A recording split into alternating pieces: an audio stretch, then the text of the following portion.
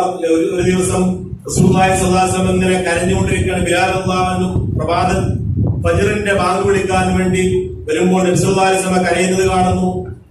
മാ യുബീക യാ റസൂലല്ലാഹ്, എന്താ റസൂലേ നിങ്ങൾ കരയാൻ കാരണം? നബി സല്ലല്ലാഹു അലൈഹി വസല്ലം ലഖദ് ഉൻസിലത് അലയ്യ ലൈല ആയ വൈലുൽ ലിമൻ ഖറഅഹാ വലം യതദബ്ബർഹാ.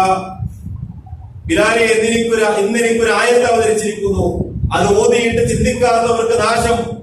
ഇന്ന ഫീ ഖൽഖിസ് സമാവാതി വൽ അർദ് വഖ്തിലാഫിൽ ലൈലി വൻ നഹാർ ലആയാതിൻ ലിഉലിൽ അൽബാബ്.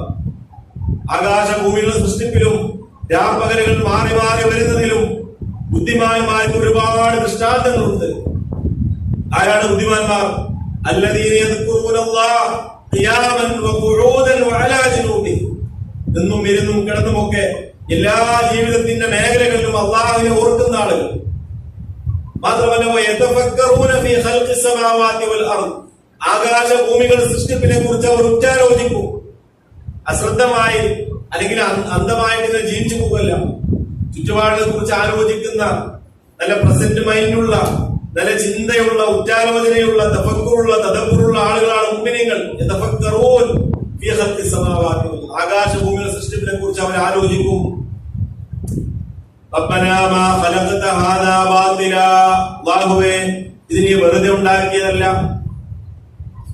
നമ്മൾ വെറുതെ ഒറ്റയ്ക്കിരിക്കുമ്പോ ആരുമില്ലാത്ത സമയത്ത് നമ്മളിങ്ങനെ ആലോചിച്ച് നോക്കിയാൽ നമ്മുടെ കണ്ണ് നിറയാൻ മാത്രമല്ല അള്ളാഹുവിന്റെ കുദറത്തുകൾ, അനുഗ്രഹങ്ങൾ. എങ്ങോട്ട് നോക്കിയാലും അള്ളാഹിന്റെ അനുഗ്രഹം. ആകാശത്തേക്ക് നോക്കിയാലും, ഭൂമിയിലേക്ക് നോക്കിയാലും, ചുറ്റുപാടുകൾ നോക്കിയാലും, ഒഫി അൻഫുസിക്കും അഫലാ തുബ്സിറൂൻ, നിങ്ങളുടെ സ്വന്തം ശരീരത്തിൽ പോലും നിരവധി ആയത്തുകളാണ്. وما عجبا كيف يرسل الإله أم كيف يجحده الجاحد وفي كل شيء له آية تدل على أنه الواحد. എങ്ങനെയാണ് അള്ളാഹുവിനെ ധിക്കരിക്കപ്പെടുന്നത്, എങ്ങനെയാണ് അള്ളാഹുവിനെ നിഷേധിക്കപ്പെടുന്നത്? وفي كل شيء له آية, എല്ലാത്തിലും അള്ളാഹുവിന്റെ ആയത്തുകളാണ്, ദൃഷ്ടാന്തങ്ങളാണ്. തദുല്ലു അലാ അന്നഹുൽ വാഹിദ്, അള്ളാഹു ഏകനാണെന്ന് പഠിപ്പിച്ചു തരുന്ന, അള്ളാഹുവിന്റെ ഏകത്വത്തെ കുറിച്ച് വിളിച്ചോതുന്ന ആയത്തുകളാണ്. ഒരു അറാബി ചോദിച്ചല്ലോ, ഒട്ടകത്തിനെ നടന്നു പോയിട്ടുണ്ടെങ്കിൽ ഒട്ടകത്തിന്റെ കാഷ്ടം കണ്ടാ പറയും ഒട്ടകത്തിലെ പോയിട്ടുണ്ട്.